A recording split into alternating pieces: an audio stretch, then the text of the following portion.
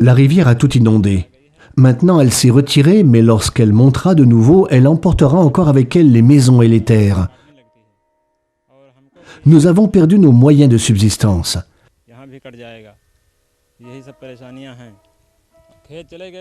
Les gens qui s'étaient installés ici sont partis. Ils n'ont plus de maison ni de terre. Et que peut-on faire lorsqu'on n'a plus de terre ?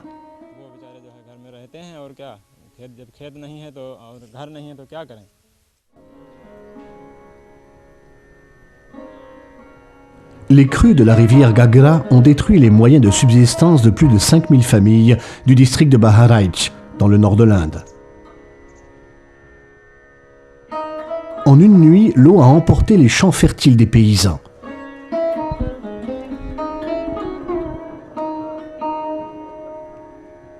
C'était leur principale source de revenus.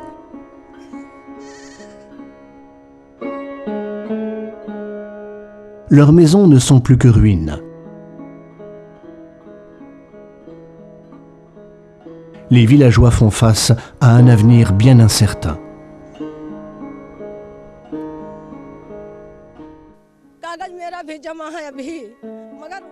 J'ai envoyé mes papiers à l'administration, mais là-bas ils sont introuvables.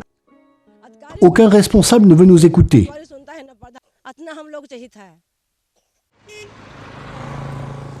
New Delhi, capitale de l'Inde. C'est ici qu'est fixé le cadre du développement économique et social. C'est ici que sont élaborés les programmes de lutte contre la pauvreté.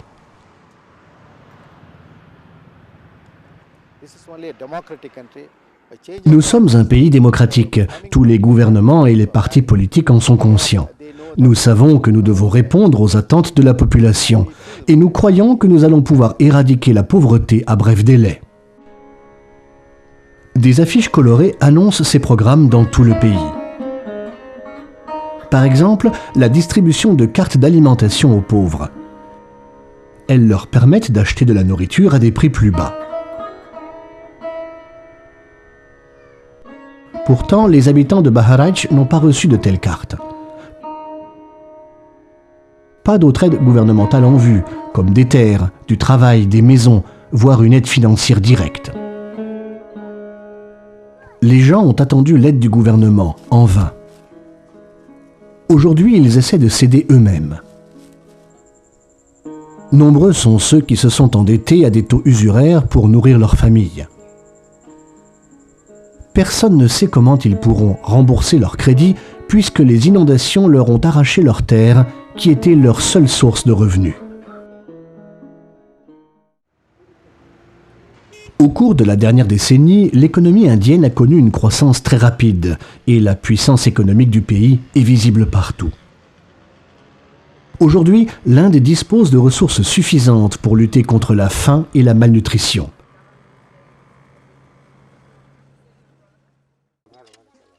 À Baharaich, pourtant, comme dans de nombreux autres endroits, le droit fondamental des personnes à l'alimentation est violé.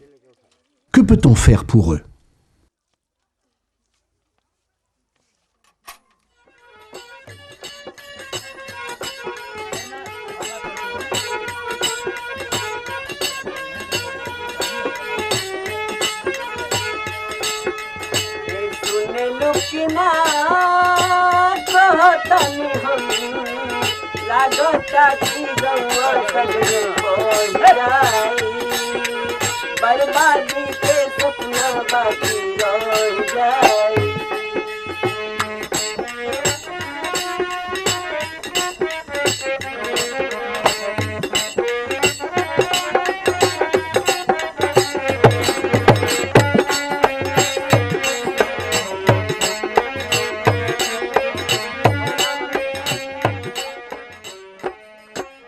Les 5000 familles de Baharaich ne sont pas les seules à souffrir de la faim. Plus de 200 millions d'Indiens, soit plus que la moitié de la population de l'Europe, sont sous-alimentés. Dans le monde entier, plus de 850 millions de personnes souffrent de la faim. L'Inde est le pays qui compte le plus de personnes souffrant de la faim. En l'an 2000, les 189 États de l'Assemblée générale des Nations unies, dont l'Inde, ont adopté la déclaration du millénaire. Ce faisant, ces États se sont engagés à atteindre les objectifs du millénaire pour l'éradication de la pauvreté dans le monde. L'un de ces objectifs est de diminuer de moitié d'ici 2015 le nombre de personnes souffrant de la faim. 5 ans après, un premier bilan de cet ambitieux programme révèle toutefois que le nombre de personnes souffrant de la faim en Inde et dans le monde a en réalité augmenté. Pourquoi ? Il est surprenant de constater qu'au cours des dernières décennies, la production de nourriture a continuellement augmenté en Inde et dans le monde entier. La production intensive a permis de meilleures récoltes, les marchés sont pleins et les personnes qui ont de l'argent peuvent acheter tout ce qu'elles désirent. Dans le même temps, des millions d'autres souffrent de la faim. L'Inde exporte des céréales et dispose de plus de 25 millions de tonnes de blé et de riz dans ses réserves. La distribution de ces céréales pourrait immédiatement mettre un terme à la faim. Si la production est suffisante, pourquoi les gens souffrent-ils alors de la faim ? L'Organisation des Nations Unies pour l'alimentation et l'agriculture, la FAO, souligne que le problème n'est pas le manque de nourriture, mais bien l'absence de volonté politique.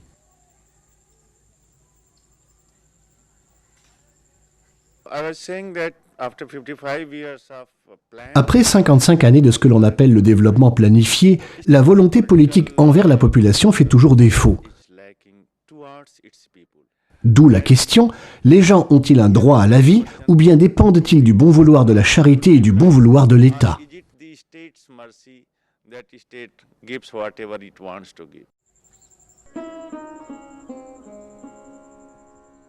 La Déclaration universelle des droits de l'homme, rédigée en 1948, a été ensuite transposée dans le Pacte international des droits de l'homme, légalement contraignant. Le droit à l'alimentation est expressément inscrit dans le Pacte international relatif aux droits économiques, sociaux et culturels. 151 pays, dont l'Inde, ont à ce jour ratifié ce pacte.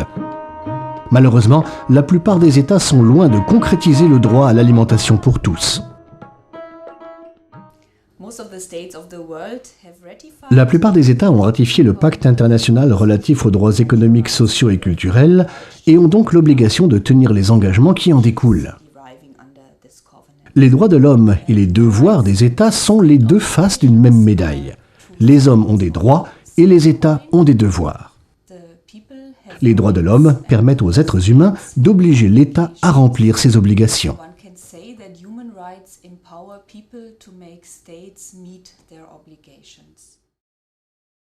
C'est pour cela que les mouvements sociaux, les organisations non gouvernementales et la société civile doivent collaborer pour lutter contre les violations du droit à l'alimentation.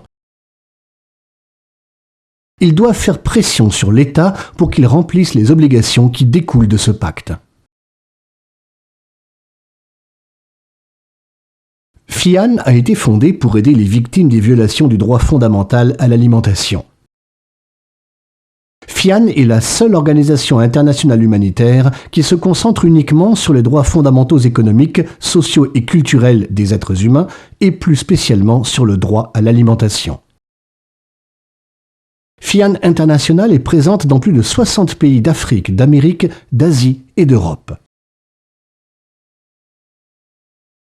FIAN coopère étroitement avec les personnes concernées, petits paysans et paysans sans terre, ouvriers agricoles, pêcheurs, éleveurs, populations indigènes, femmes et enfants, chômeurs et pauvres des centres urbains. En Inde, FIAN compte plus de 900 membres organisés en groupes locaux. En étroite collaboration avec les secrétariats nationaux et internationaux de FIAN, les membres locaux et les victimes, ces groupes organisent régulièrement des réunions, des formations, des symposiums, des conférences publiques et des expositions. L'objectif de ces activités, information du public et augmentation de la prise de conscience pour les représentants de la société civile et du gouvernement.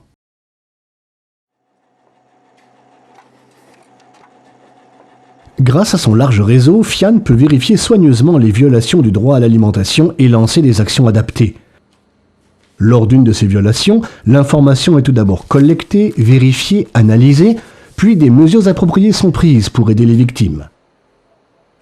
Des actions de lobbying, des campagnes ou bien le lancement de pétitions exercent alors une pression sur les autorités responsables. La force exceptionnelle de FIAN réside dans la mise en réseau des communautés locales avec des groupes de soutien international pour augmenter la pression. C'est ainsi que FIAN Norvège travaille en étroite coopération avec FIAN Inde pour aider les victimes des inondations du district de Baharaich. Le statut de consultant dont jouit FIAN auprès des Nations Unies lui permet d'attirer l'attention des organismes internationaux sur les violations du droit fondamental à l'alimentation.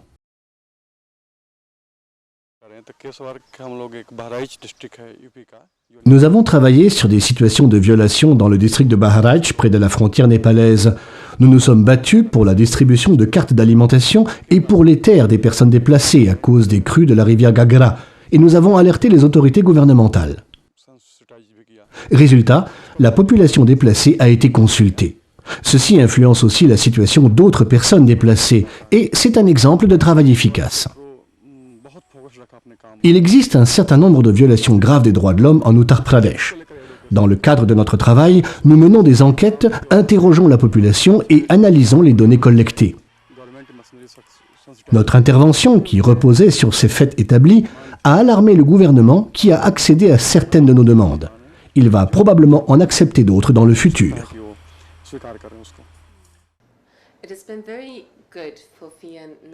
Pour FIAN Norvège, la coopération avec FIAN Uttar Pradesh a été très positive. Les groupes locaux norvégiens ont travaillé sur des situations identifiées par FIAN Uttar Pradesh. Ensemble, nous pouvons exercer une pression plus importante. C'est ainsi que FIAN travaille en général, mais la relation de FIAN Norvège avec FIAN Uttar Pradesh est tout à fait spéciale.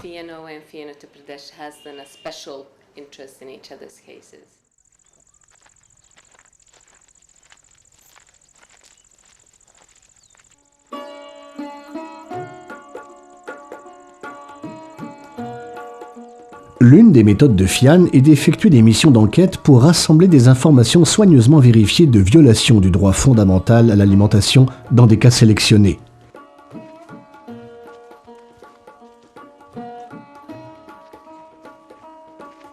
Une délégation internationale de FIAN se rend directement sur place pour rencontrer toutes les parties concernées et mener des entretiens intensifs avec les victimes et leurs représentants.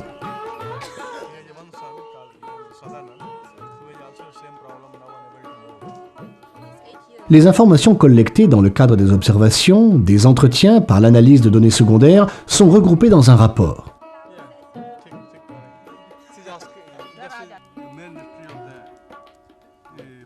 Ces rapports exposent des faits rigoureux et permettent de révéler des situations de violation et ainsi d'exercer une pression nationale et internationale sur les autorités responsables.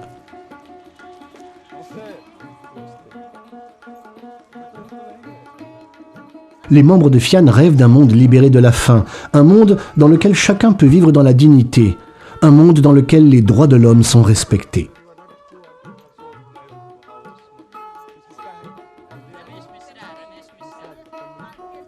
La base d'un avenir meilleur est la lutte commune contre les inégalités sociales et économiques, contre les pratiques discriminatoires qui empêchent les gens de s'alimenter.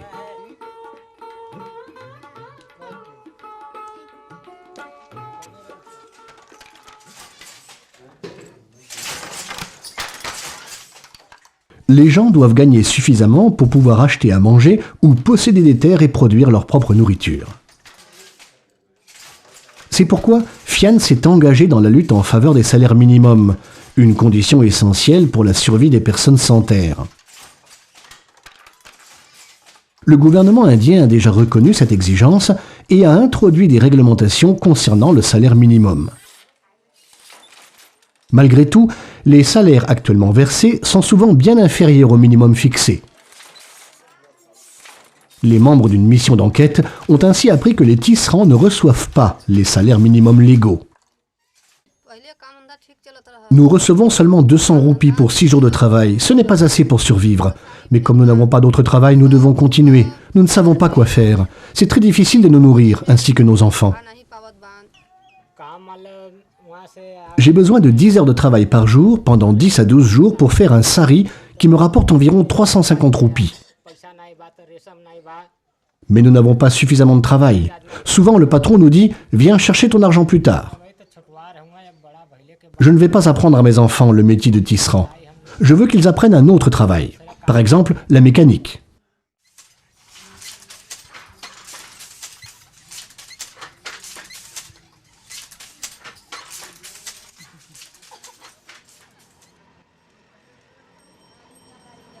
Le salaire minimum n'est pas seulement un problème du secteur informel, mais aussi du secteur formel. Des éboueurs n'ont pas perçu de la commune le salaire minimum pour leur pénible travail, une violation grave du droit fondamental à l'alimentation perpétrée par le gouvernement lui-même. Leur travail consiste à ramasser les ordures et les excréments humains avec pour seuls outils un balai et une pelle en fer blanc. En raison de leur totale dépendance économique et de leur statut social inférieur, ils ne pouvaient pas se battre pour le respect de leurs droits ni demander un meilleur salaire. L'analyse de ce cas a révélé que ces ouvriers communaux n'étaient pas considérés comme des employés permanents. Le gouvernement ne voulait pas leur donner un tel statut car ils auraient alors eu accès à des protections sociales telles que l'assurance maladie, la sécurité sociale, etc. Grâce à l'intervention de Fian, qui présenta une étude de la situation et lança des pétitions, les autorités gouvernementales ont finalement accepté de verser aux éboueurs le salaire minimum et de leur attribuer le statut de permanent. Les 58 roupies et demi, environ 1 euro par jour, ne vont pas appauvrir le gouvernement indien, mais elles permettent aux éboueurs d'assurer leur subsistance et celle de leur famille.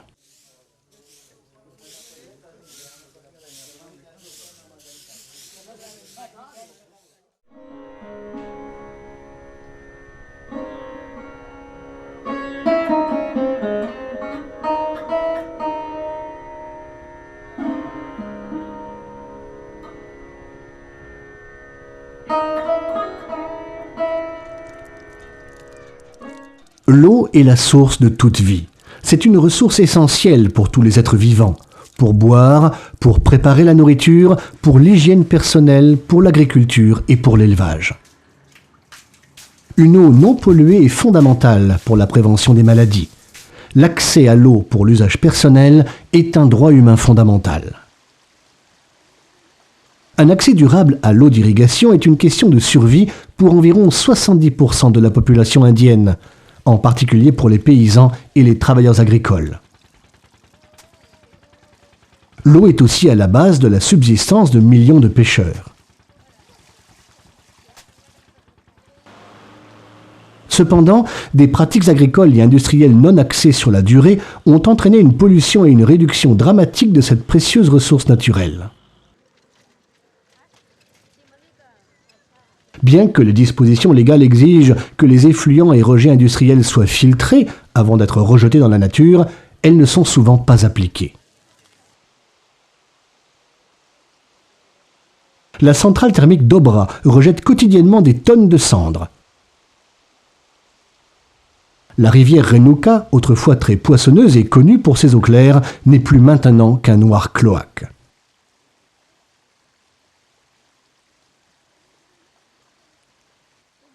Les pêcheurs, les paysans et les travailleurs agricoles, directement touchés par les pollutions de l'environnement, ne sont que rarement indemnisés. Fian s'engage pour sensibiliser les autorités gouvernementales et la société civile au droit fondamental à l'eau. Fian apporte son aide aux victimes de pollution provoquées par des entreprises publiques et privées et tolérées par les autorités responsables.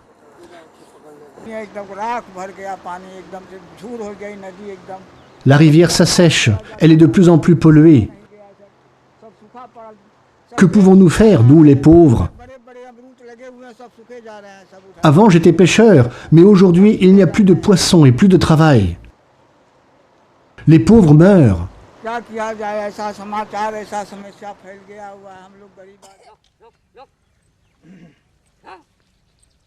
Il y a 60 ans, en Inde, la réforme agraire était un élément essentiel de la stratégie de développement. Le gouvernement a lancé de nombreux programmes de réforme dans le but de mettre un terme à la répartition inégale des terres. Pourtant, ces projets ne furent jamais réalisés efficacement.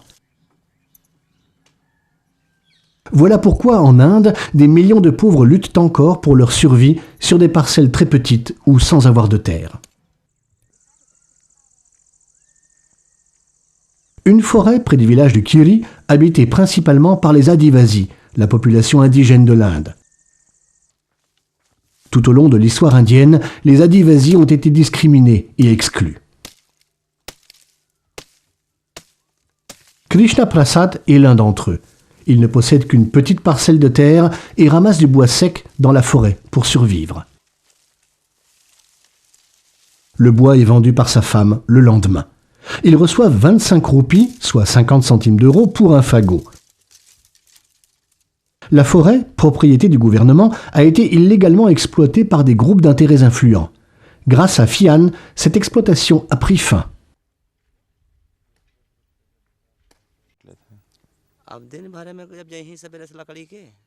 Je gagne de 20 à 25 roupies pour une cargaison de bois. Pour cela, je dois travailler toute une journée.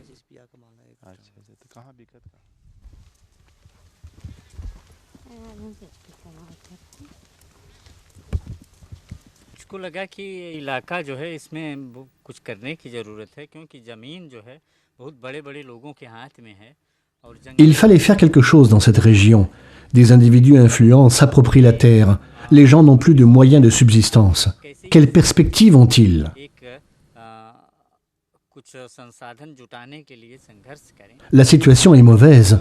On dirait que cette région ne fait même pas partie du pays. La distribution des terres, l'eau, la santé, l'éducation, voilà nos problèmes.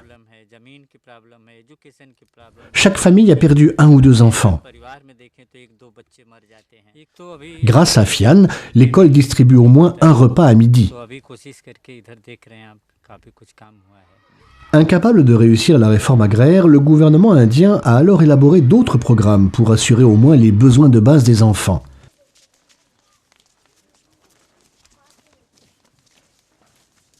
L'un d'entre eux est la distribution de repas scolaires.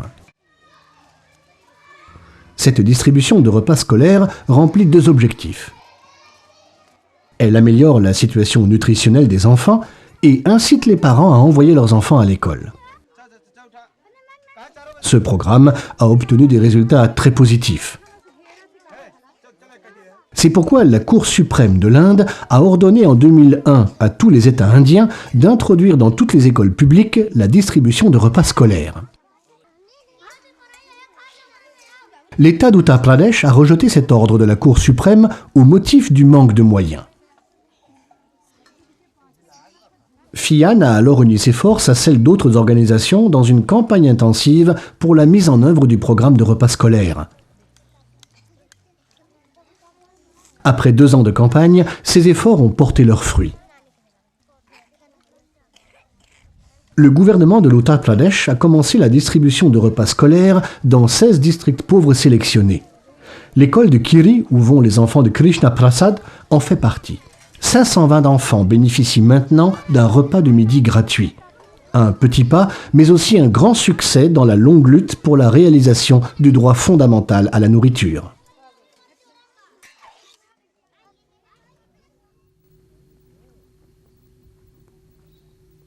À Baharaj, les gens continuent à se battre pour leur droit à l'alimentation.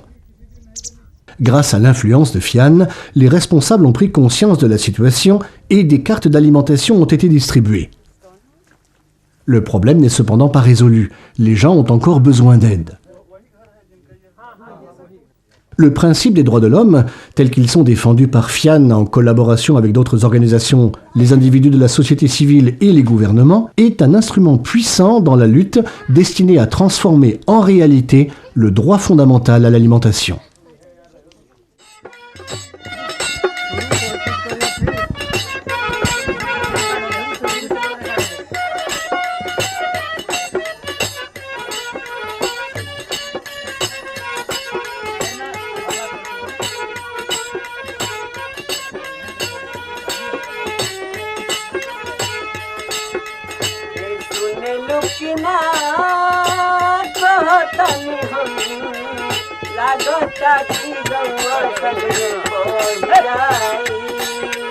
बर्बादी के सपना बाकी रह जाए।